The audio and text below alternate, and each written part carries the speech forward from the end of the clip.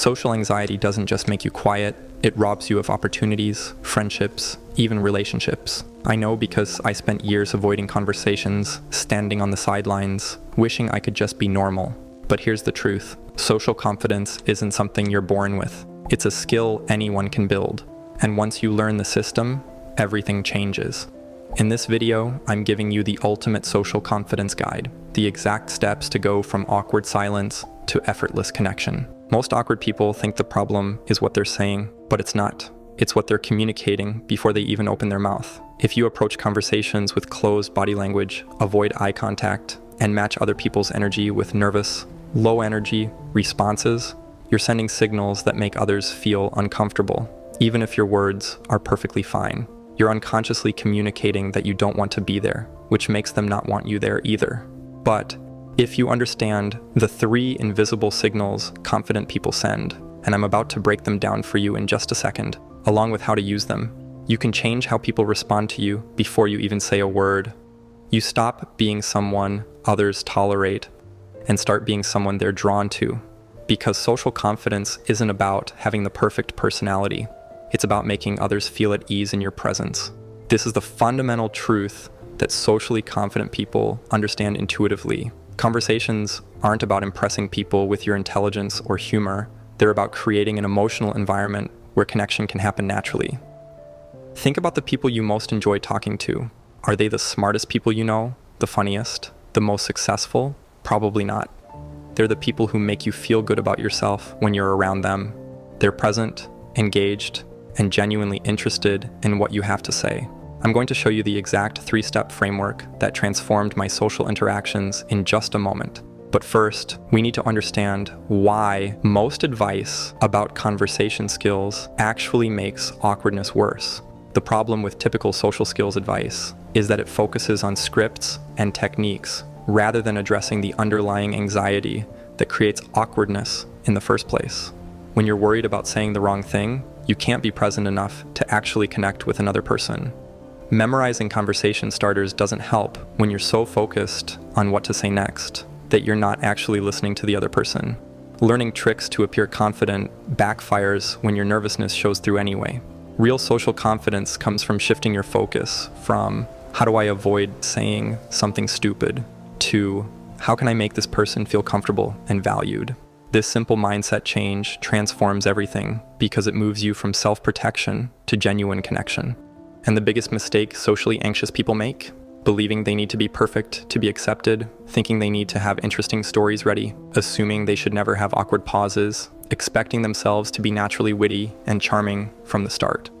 Let me tell you what most people miss. Perfectionism in social situations creates the very awkwardness you're trying to avoid. The truth is, trying to control every aspect of a conversation guarantees it will feel unnatural. Because while you're monitoring your performance and calculating your next move, you're not actually present for the human being in front of you. I've watched this pattern destroy countless social opportunities. People who are so worried about making a good impression that they make no impression at all. Individuals who are so focused on avoiding mistakes that they never take the risks that create genuine connection. In every case, the problem isn't lack of social skills. It's the mental pressure they're putting on themselves to be someone they're not. The paradox is that authenticity, including authentic nervousness, is more attractive than perfect performance. People connect with real humans, not polished presentations. This applies perfectly to social interactions. When you stop trying to hide your humanity and start bringing your authentic self to conversations, nervousness and all, people respond more positively because they can sense your genuineness. Most people are so busy managing their own social anxiety that they're actually relieved when someone else is willing to be real and vulnerable. Your authenticity gives them permission to drop their own masks. I'm really curious about your experience with this. What's the biggest challenge you face in social situations? Is it knowing what to say, managing anxiety, or something else entirely? I find that everyone's social struggles are slightly different, and understanding your specific pattern might help other viewers recognize their own. Creating genuine connection requires understanding the 3 signals that determine how people respond to you within the first few seconds of any interaction. Signal 1, open posture. Your body language communicates your intentions before you speak. Crossed arms, hunched shoulders, and closed positioning signal that you're defensive or uncomfortable. which makes others feel defensive too. Open posture means facing the person with your chest and shoulders, keeping your arms uncrossed, and maintaining about 3 feet of distance. Close enough to show interest, far enough to avoid invasion of personal space. This isn't about forcing yourself into an unnatural position. It's about consciously choosing to physically communicate openness and approachability. When your body says, "I'm glad to be here with you," people unconsciously mirror that energy. Signal 2, genuine eye contact. Most socially anxious people either avoid eye contact entirely or force intense, unnatural staring. Both extremes create discomfort. Natural eye contact means looking at someone's eyes for 3 to 5 seconds, then briefly looking away, then returning. It's the rhythm of genuine interest, not performance or avoidance. The key insight is that eye contact isn't about staring, it's about being present. When you're genuinely interested in what someone is saying, natural eye contact happens automatically. The problem occurs when you're more focused on managing your anxiety than engaging with the person. Signal 3, energy matching. This is the game changer that most people never learn. Energy matching means reflecting the emotional tone and pace of the person you're talking to, rather than staying stuck in your own nervous energy. If someone is excited and animated, meeting them with low, quiet energy creates disconnect. If someone is calm and reflective, responding with hyperactive enthusiasm feels jarring. This doesn't mean being fake. It means being flexible enough to create harmony rather than discord. It's like musical harmony. You're not copying the other person's exact note, but you're creating something that sounds good together. Energy matching works because it communicates that you're paying attention and that you care about creating a comfortable interaction. It shows social awareness and consideration for the other person's state.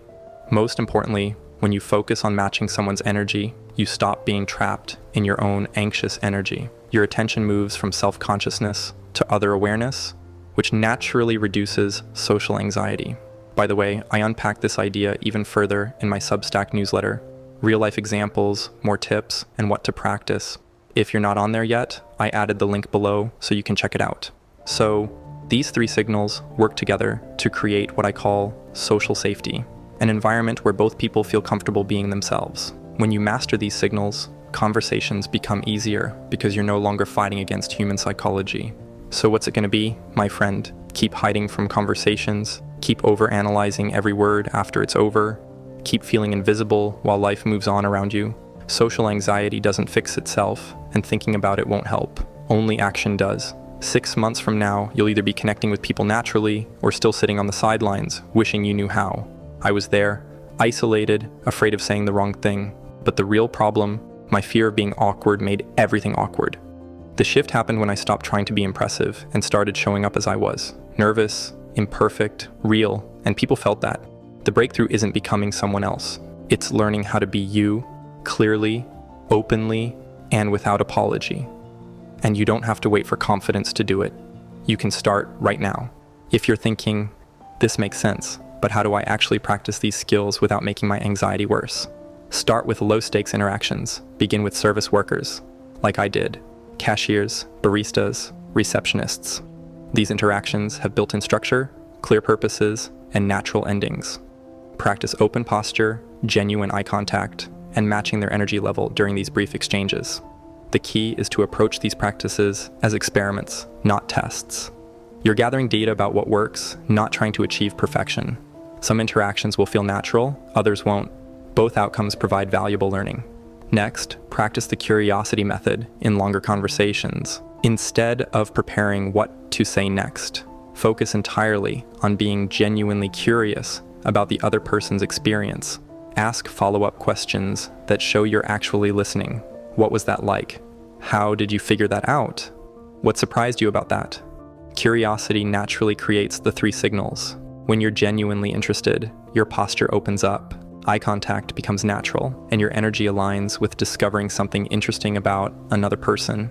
The most important practice is self-compassion during social interactions. When you notice yourself becoming self-conscious, acknowledge it without judgment.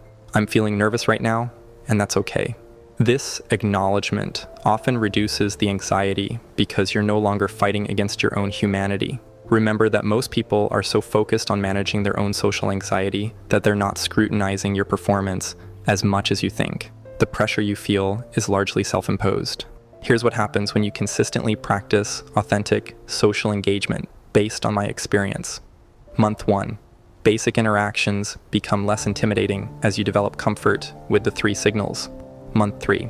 You start noticing that people respond more positively to your presence, which builds genuine confidence. Month 6.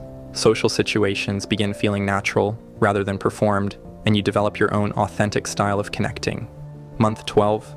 You've become someone who creates comfortable social environments for others, not just someone who tries to fit into them. The transformation isn't about becoming extroverted or learning to love small talk. It's about developing the ability to be genuinely present with other people, which naturally creates connection. Most importantly, you stop seeing social interactions as tests you might fail and start seeing them as opportunities to practice being human with other humans. This shift in perspective transforms everything because it removes the performance pressure that creates awkwardness in the first place. Social confidence isn't a personality trait you're born with. It's a skill you develop through intentional practice and self-acceptance. Every interaction is an opportunity to get better at being yourself around others. But here's where most people get stuck. They learn to approach people, they understand the signals, they even start feeling more comfortable. Then what? The conversation begins, and suddenly they're scrambling again. Their mind goes blank. The silence stretches, and all that confidence they built, it evaporates. Because knowing how to start a conversation is only half the battle. The real challenge begins when you need to keep it flowing naturally. Here's the thing, always having something to say isn't about memorizing a bunch of conversation starters.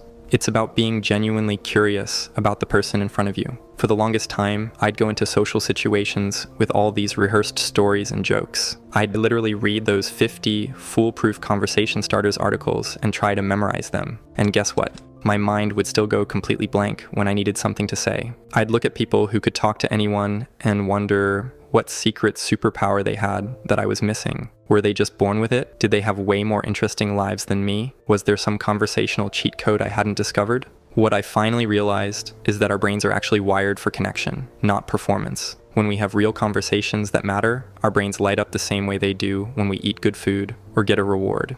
That social brain science stuff actually makes sense when you think about it. We're literally built to connect with other people. It's what we're meant to do. The game changer for me was when I stopped thinking of myself as bad at conversation and started seeing myself as someone who's curious about other people. Sounds simple, but it completely changed how I approach talking to anyone. Instead of walking into a room thinking, oh God, what am I going to say? I started thinking, I wonder what I might learn from these people. Instead of fearing silence, I started seeing it as a chance to observe and get curious. And weirdly enough, the more I focused on discovery instead of performing, the more natural talking became. When curiosity becomes your thing, questions become your superpower. And I'm about to tell you a super simple way to shut down your inner critic right away. But first, I'd love to know what situations make you most nervous about having something to say. Drop a comment below with your biggest conversation challenge. Networking events, first dates, job interviews. I read all the comments, and it helps me make videos that actually help with your specific struggles. So let me tell you, the real enemy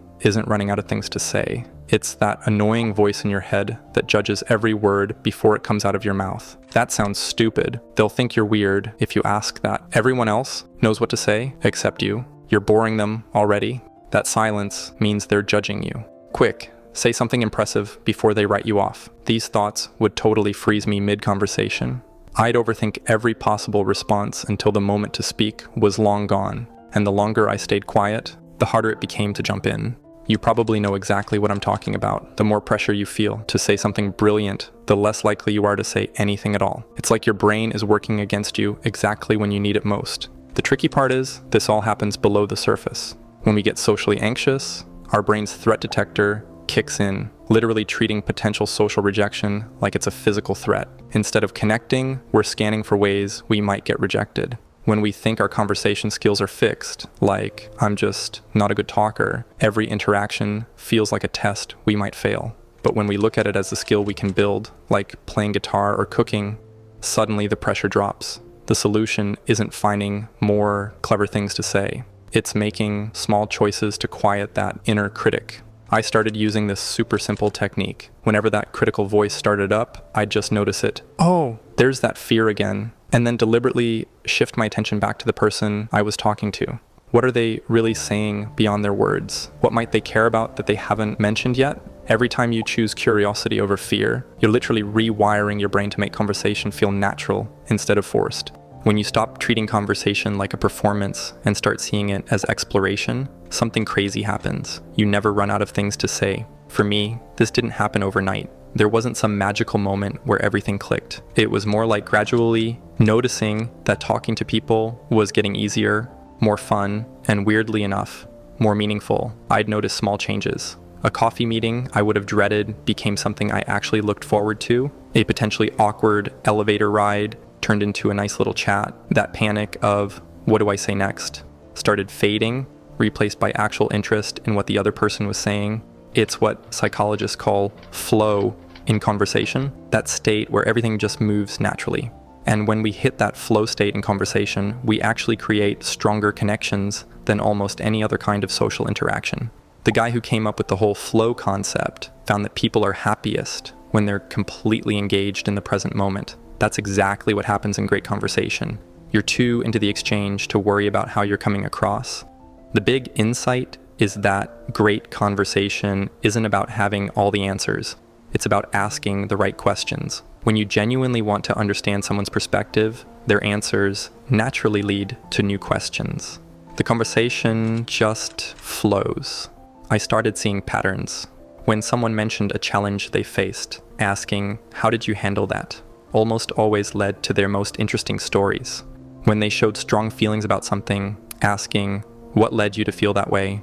usually revealed values and experiences that created an instant connection. What's cool is how this changes not just what you say, but how you listen. You start hearing not just words, but the emotions behind them.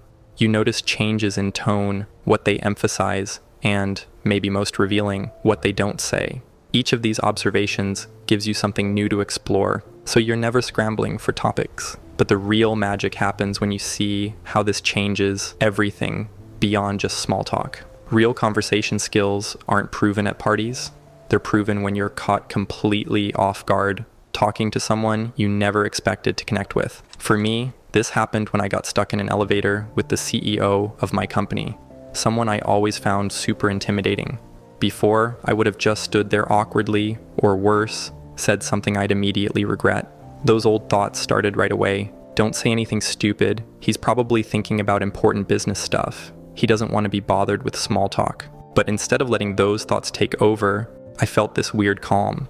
I noticed his unusual watch and just asked about it. That simple question led to a 10-minute conversation about his grandfather, World War II, and eventually finding out we shared an interest in history. By the time we reached our floor, he knew my name, and 2 weeks later, he actually recommended me for a project I would never have been considered for otherwise. What hit me wasn't just that I could make conversation, it was that I'd become someone who actually enjoyed discovering the worlds that exist inside other people. This is the real test of your conversation transformation. Can you connect with the person who intimidates you most? Can you find common ground with someone whose views seem completely opposite from yours? Can you have a meaningful conversation when there's no script to follow? This skill gets tested all the time, in job interviews, on first dates, in tough conversations, and with strangers. Each situation offers a choice: retreat into self-consciousness or lean into curiosity. You'll face moments when the stakes feel high, when the person across from you has power over something you want, when you're trying to make a specific impression. These moments show whether your transformation is just surface level or has really taken root. Moments like these shape who we become, one conversation at a time. If you've had one that changed you, even just a little, tell me about it in the comments. Your story might help someone else lean into curiosity instead of retreating into silence. The freedom comes when you realize that having something to say isn't about performing. It's about being present enough to observe, curious enough to ask questions, and confident enough to voice those observations without judging yourself. That's when conversations transform from something you dread into opportunities you actually look forward to. So the secret to always having something to say isn't about conversation tricks or memorized topics. It's about shifting from focusing on yourself to focusing on others, from performing to connecting. This transformation doesn't happen overnight. I still had plenty of moments when I'd fall back into old patterns, when I'd feel that familiar panic or hear that critical voice. But with practice, those moments became less frequent and less powerful. Now I handle conversations with an ease I once thought was impossible. Not because I've memorized a bunch of facts or rehearsed stories, but because I've trained myself to be genuinely curious. I don't fear silences anymore. I see them as chances to observe and think. I don't worry about impressing others. I focus on connecting with them. And funny enough, this has made me more memorable to others than any clever line ever could. This doesn't mean I'm always perfectly smooth. I still have awkward moments and conversations that just don't click. But those moments don't define me or my ability to connect anymore. Let me tell you, this change is available to anyone willing to make the same shift. From trying to be interesting to being interested. From focusing on your performance to focusing on the person in front of you. It starts with a simple choice. Next time you feel that conversation pressure building, shift your attention outward instead of inward. Notice something specific about the other person. Ask about it with real curiosity. Then listen, really listen to what they say. Now here's what's interesting. You can master the art of conversation. You can learn to connect authentically, but there's still something deeper at play. Because even when you know what to say and how to say it, there's that voice in your head questioning every move. That hesitation before you speak up. That doubt that creeps in just when you need to be bold. Real transformation isn't just about social skills. It's about building the unshakable inner foundation that makes everything else possible. People have confidence completely backwards. They think confidence is something you need before you take action. It's not. Confidence is what you get after you take action. I used to think the same way. Everyone tells you to just believe in yourself, like it's some magic switch you can flip. When I was in college, I literally had affirmations written on my bathroom mirror. I am strong, I am capable, I am confident. You know what happened? Absolutely nothing. Those words didn't change how I felt for even 5 minutes. The reason affirmations don't work is simple. Confidence comes from action, not affirmations. Your mood follows your actions, not the other way around. When you keep promises to yourself, especially when you don't feel like it, that's what builds real confidence. Think about it like getting in shape. You can't just think about being fit, wish you were fit, or write "I am fit" on your mirror. You have to get in the gym, do the work, eat the right foods. You can't wish for it, you have to work for it. Confidence works exactly the same way. Right after college, I had $3,000, no plan, and a harsh realization. My degree didn't prepare me for the real world. I moved to a new city and took the only job that paid commission, sales.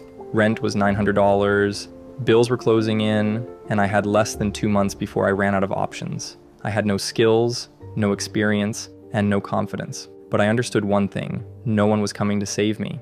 I could either figure it out or fall behind. So I treated survival like a skill. I studied every night, learned from top performers, and practiced until I started earning respect, not from others, but from myself. The lesson here, you don't rise to the level of your goals, you fall to the level of your habits. Skill building is a daily decision, not a one-time breakthrough. My first win wasn't big, but it proved something more valuable than money. Progress is possible.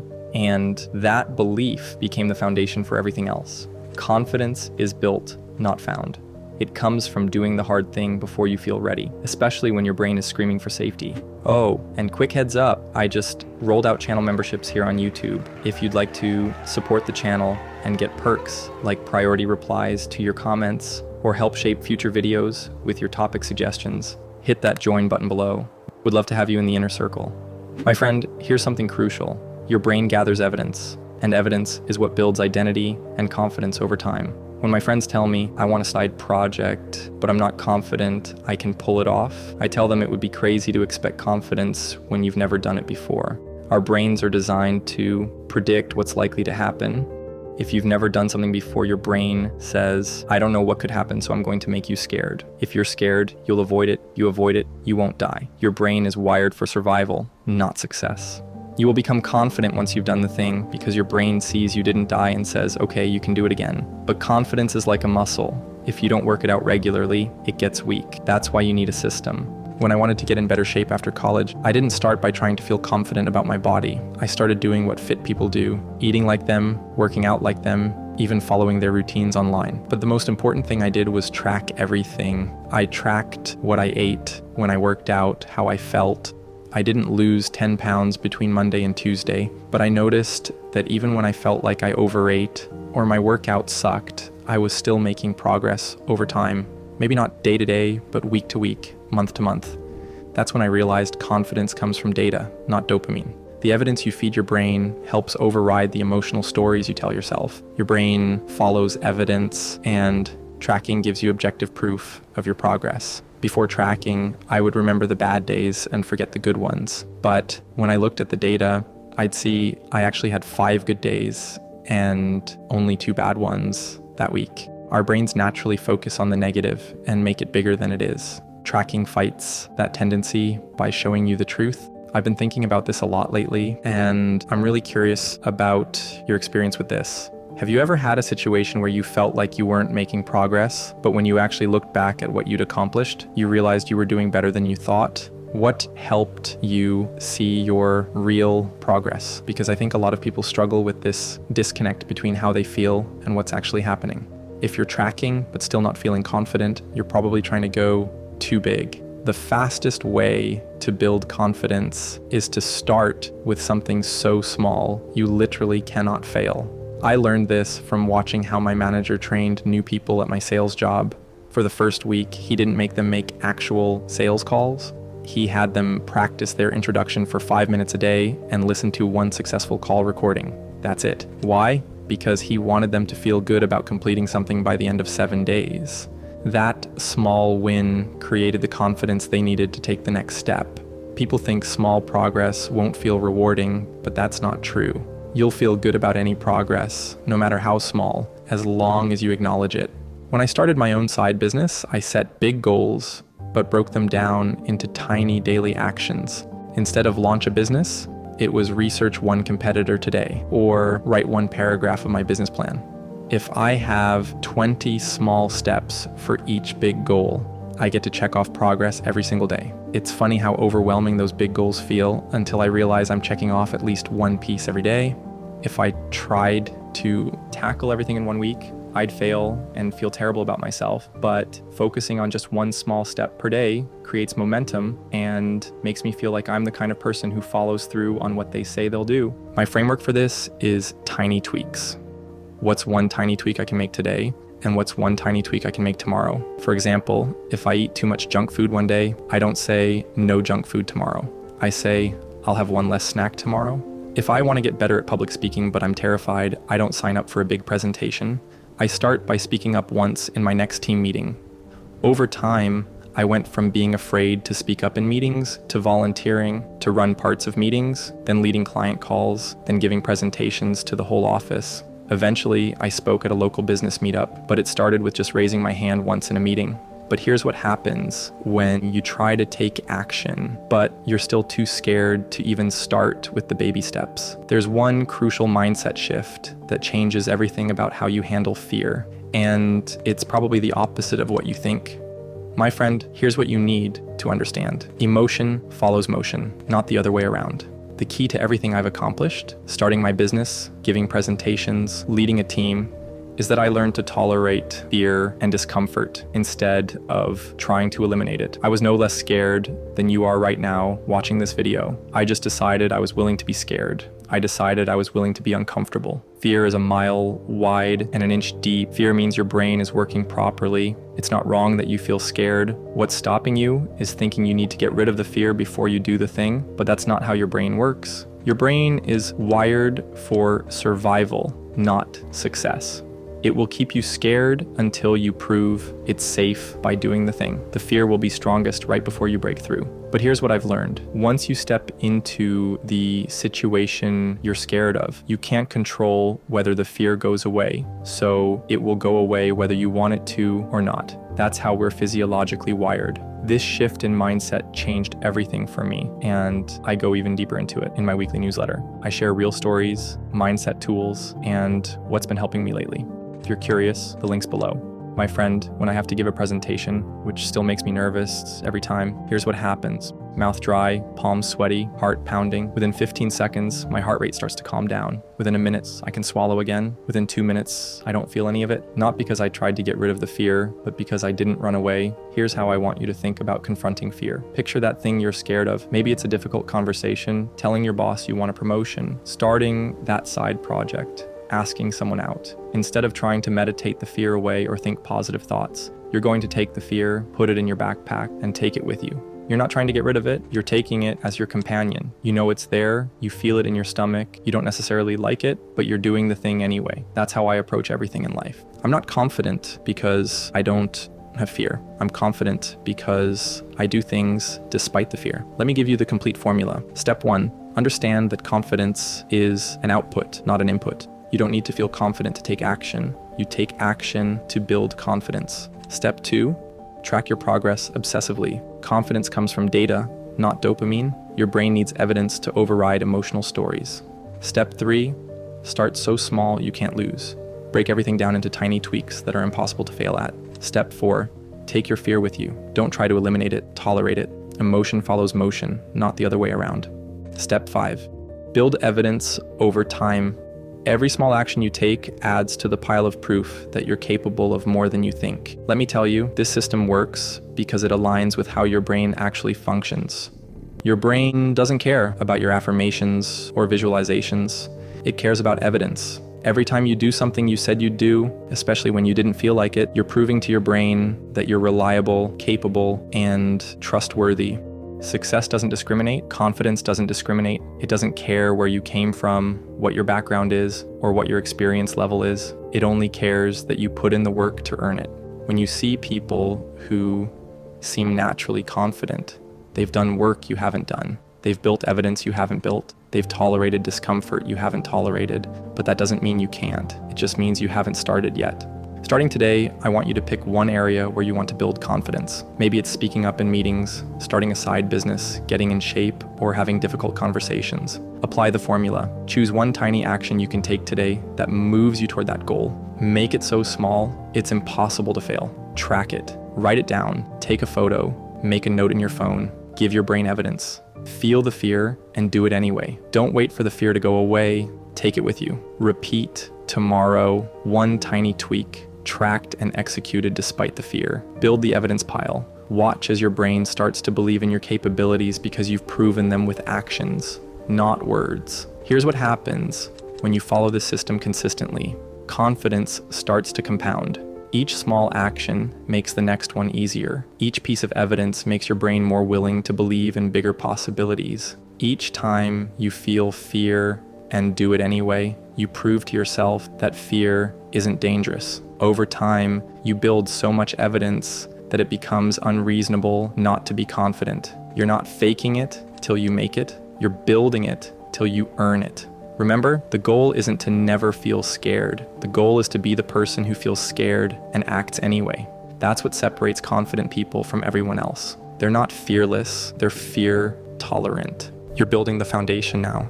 You understand the mechanics of confidence, how to create it through action rather than waiting for it to arrive. But sometimes, even with all the tools and systems in the world, there's still that nagging feeling, like something deeper is broken. Maybe you recognize this feeling. You were supposed to be different, special. You had all the potential in the world, and somehow you ended up here, scrolling through videos at 2 a.m., wondering what went wrong. If that sounds familiar, you're not alone. And what I'm about to tell you might explain everything. In school, everything made sense. You knew the rules, get the grades, get the gold star, solve the problem, earn the praise. But outside those four walls, the rules disappeared. No one claps for showing up anymore. You used to be the fastest thinker in the room. Now you hesitate, you overanalyze, you question yourself constantly because intelligence was once your entire identity. And now it feels like that identity doesn't matter. But here's the truth no one told us. Being smart is not the same as knowing how to live. And that's where the real problem starts. You were rewarded for potential, not process. You learned to chase outcomes, not effort. And when things stopped coming easily, you assumed something was wrong with you, but it wasn't. You just never learned how to fail, because gifted kids rarely do. School felt easy, learning came fast. So when adulthood hit and everything required long, boring, repetitive effort, you froze. You waited for the motivation to come back, for clarity to strike, for someone to tell you what to do next. But that moment never came, and what comes next might feel uncomfortable, but it's everything you've needed to hear, because real life doesn't hand you a rubric. There's no right answer, and you never learned how to be uncomfortable without thinking you were broken. Worse, people expected you to have it all figured out, so you smiled, nodded, pretended you were still the smart one, even when your insides felt like static. I know this because I've been there. In high school, I was the golden kid, honors, debates, perfect essays, proud teachers. They called me a thinker. I believed them. So when life got messy and I couldn't just think my way out of it, I panicked. I thought I was losing my edge. But the truth is, I never built the muscle I needed most, consistency. Because being smart rewards shortcuts, but life rewards stamina. And in just a second, I'll show you the mental switch that made me finally move again. But first, there's one more trap we have to escape. And when you've been told all your life that you're special, it's terrifying to realize that being special doesn't get you far without action. So what happens? You withdraw, you isolate, you avoid, because you'd rather be invisible than average. You procrastinate, not out of laziness, but because deep down, you're afraid the work won't match the image. You're scared that if you try and fail, it means you were never smart at all, so you stall. You scroll endlessly, telling yourself you'll start tomorrow, but tomorrow feels heavier than today. And the more you wait, the more your self-worth fades. But here's the thing, nobody tells smart kids growing up. Perfectionism is a trap dressed like a gift. Let me tell you this, the smarter you were, the more you attached your value to being right. But being right all the time makes you risk averse, and you can't grow if you're afraid to look dumb. That's why smart kids rarely become the most successful adults. The ones who do, they learn to embrace being bad at things. They start again, they try, they fail, they keep going. But we got addicted to praise. So now we fear silence. We fear not being noticed, not being exceptional, not being us. And the longer we feel stuck, the harder it becomes to believe we can change. But we can, because intelligence isn't a sentence, it's a tool. But it needs direction, it needs systems, it needs you to show up when it's boring, and it needs you to stop measuring your worth by how quickly you succeed. You know what finally changed me? One day, I just got tired, not of life, not of failing, but of the loop, the thinking, the waiting, the replaying old victories and wishing they still mattered.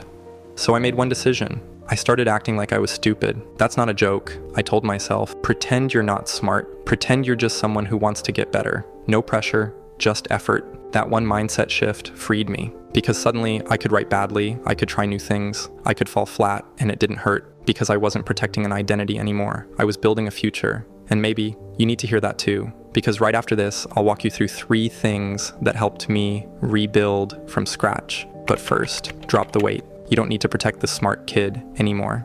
You're not in school. There's no scoreboard. There's just the life you want to build. And the only thing stopping you is the fear that you won't be perfect on your first try. But here's your loop. You'll never get better until you let yourself be bad. That's the trade. You want direction? Start badly. You want clarity? Take messy action. You want confidence? Build evidence. Because confidence doesn't come from thinking. It comes from doing. The smart kid in you wants to solve everything before it starts. But the adult you needs to walk into chaos and figure it out along the way. That's where life is lived. So let's break this down. I'll leave you with 3 hard-earned personal tips. Number 1, kill the gifted label. Stop saying, I'm a perfectionist, like it's a badge of honor. It's not. It's fear. Call it what it is. Then do the things scared.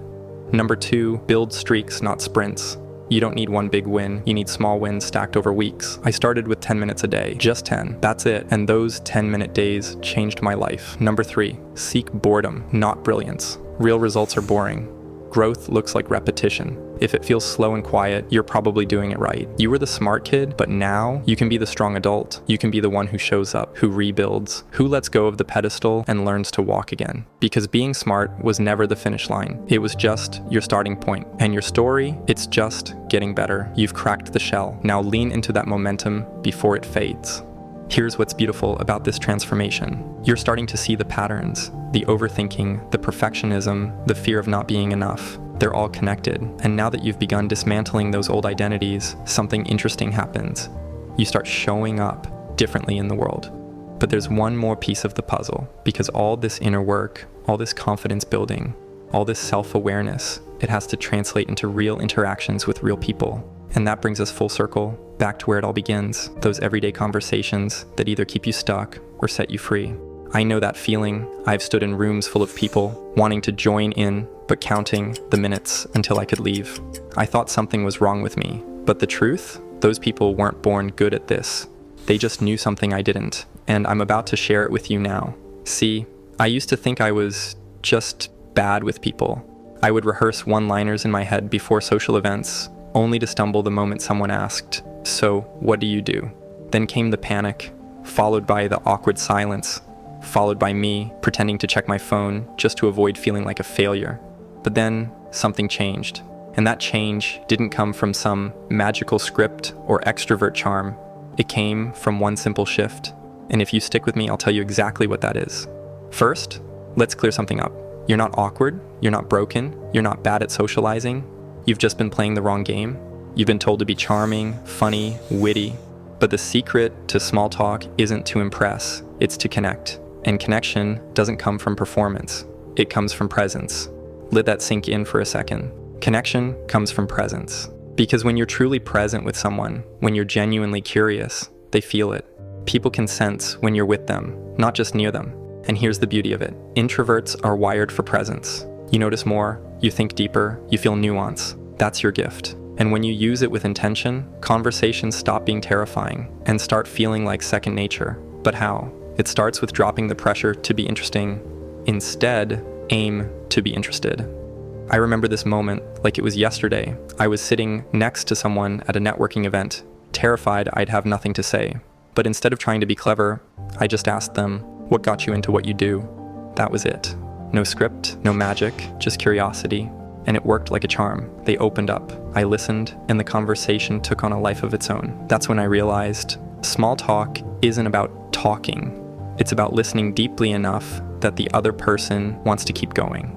And if you think that sounds simple, good, because it is. But simple doesn't mean easy. You still have to show up. You still have to lean in. You still have to let go of the voice in your head that says, "You're boring, you're weird, you're not meant for this." That voice is a liar. You were made for connection. You were made for impact. And you don't need to change who you are to get there. You just need to stop hiding. So how do you start? You start by changing your energy, not your words. Smile like you mean it. Make eye contact like you're anchoring yourself to the present. Stand like someone who belongs in the room. Because the way you carry yourself speaks before your mouth ever opens. But if you want a cheat code, ask better questions. Ask questions that get people talking about what they love. Ask things like, what's something that's been exciting you lately? Or, what's a weird hobby you're secretly obsessed with? People light up when you give them permission to be real. And the more they talk, the more confident you'll feel. That's the paradox. The less you try to talk, the easier small talk becomes. But most people miss this. They try to dominate the space instead of sharing it. And if you're still thinking, yeah, but I'm awkward, then let me tell you something I wish someone told me sooner. Awkward is just authenticity without confidence. Read that again. You're not awkward. You're just not used to being confidently yourself in public. The more you practice, the more natural it becomes. So here's what you do next. You pick one interaction today. Not 10, just one. Say hi to someone, ask one question, stay with them, let go of the outcome. And if that goes well, you'll realize how powerful one moment of courage can be. If it doesn't go well, good. You just built emotional muscle. Either way, you win. And here's my personal secret. Whenever I feel nervous before speaking to someone new, I ask myself, can I make their day 1% better? That's it. Not, can I impress them? Not, will they like me? Just, can I give a smile, ask a question, or show genuine interest? That simple filter makes every social moment less about me and more about service. And when you shift into service mode, you stop overthinking. You become magnetic. People don't remember how articulate you were. They remember how you made them feel. And if you show up warm, curious, and grounded, they'll walk away thinking you're amazing, even if you barely spoke. So my friend, if you've ever felt left out, overlooked, or invisible, this is your moment. No more hiding, no more waiting, no more telling yourself you're not enough. You have everything you need to connect deeply, speak confidently, and leave a powerful impression. Because charisma isn't about volume, it's about alignment. You, at peace with yourself, present with others. That's what makes people listen. That's what makes people remember. Everything we've covered today connects to one fundamental truth. You already have what it takes. You don't need to become someone else to connect with people, build confidence, or create the life you want. You just need to stop hiding behind the stories that have kept you stuck. Here's what changes everything. When you shift from self-protection to genuine connection, from perfectionism to presence, from waiting for confidence to building it through action, you transform not just how others see you, but how you see yourself. Start with one conversation today. Ask one genuine question. Take one small action despite the fear. Build one piece of evidence that you're capable of more than you think. Because the person you want to become isn't hiding somewhere in the future. They're waiting for you to stop overthinking and start showing up. Your intelligence was never the problem. Your sensitivity was never a weakness. Your overthinking was never a character flaw. They were all just misdirected gifts, waiting for you to use them intentionally. The question isn't whether you have what it takes. The question is whether you're finally ready to use it. My friend, if you found this video helpful, this next video right here will take you even further. Your choice, your life. Start now.